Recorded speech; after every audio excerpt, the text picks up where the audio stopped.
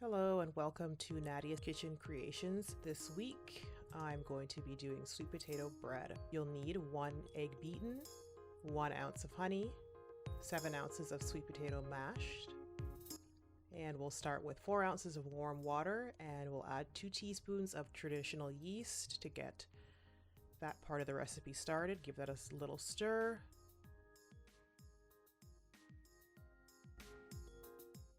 And add in our honey to the yeast mixture, and this is just honey that started to crystallize, so don't throw that out, use it for baking.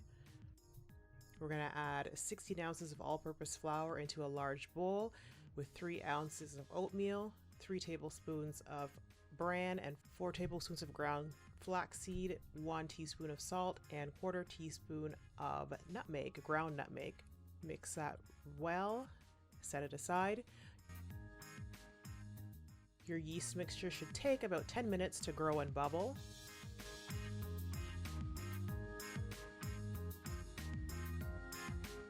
Make a well in your flour mixture. We're going to mix our mashed sweet potato, our beaten egg, and our melted butter. Just stir that up, and then we're going to add it to our flour mixture.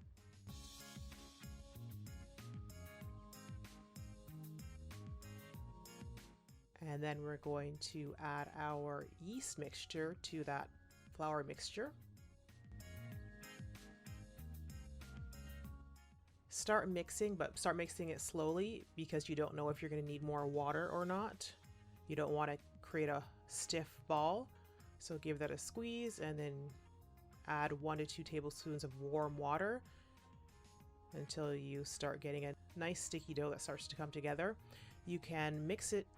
Keep mixing in your bowl, or you can turn it out onto a surface and start kneading from there. You'll probably be kneading for about 10 minutes until the dough is smooth and elastic. And with this recipe, you will find that it will be elastic and smooth-ish, but because of the bits of oatmeal, you're going to have little bumps of oatmeal, so it's not going to be perfectly smooth like if you just used a straight all-purpose flour or a whole wheat flour. And so as you're kneading, you may need a little bit more flour, and I needed a little bit more, touch more flour about halfway through, 5 minutes into the kneading process. So just add a little bit more and keep kneading it until it's nice and smooth and elastic. You don't want it to be dry, but relatively, well, just a little sticky. And you will see, of course, like I said earlier, bits of oatmeal in the dough, and that is perfectly okay for this recipe.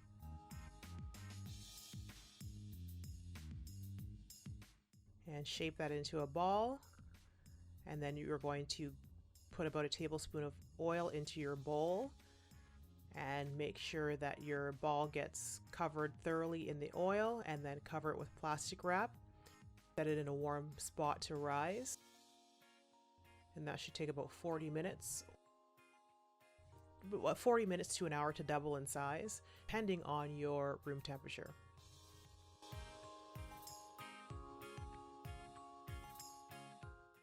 Divide the dough in half.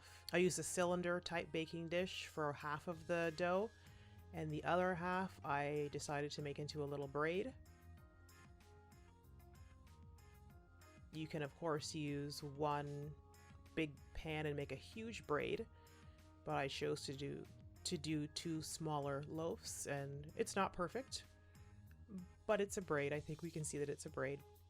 And just make sure to braid it loosely. You don't want it super tight, and just tuck in your ends.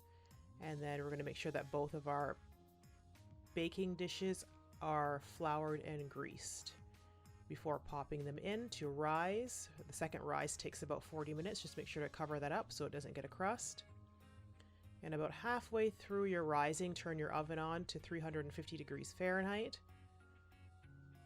And we're going to bake that for about 35 minutes. The smaller loaf took about 28 minutes, and the larger one, the cylinder, took about 35 minutes. Your oven times will vary, of course. And my cylinder did stick, so after about 5 minutes, I just ran a knife around the edge and it popped right out. And that happens occasionally. And before you go, please subscribe, share this video in your social media, leave a comment and like it. And so I know that you're enjoying these videos, and I'll see you in the next one. Thanks so much for watching.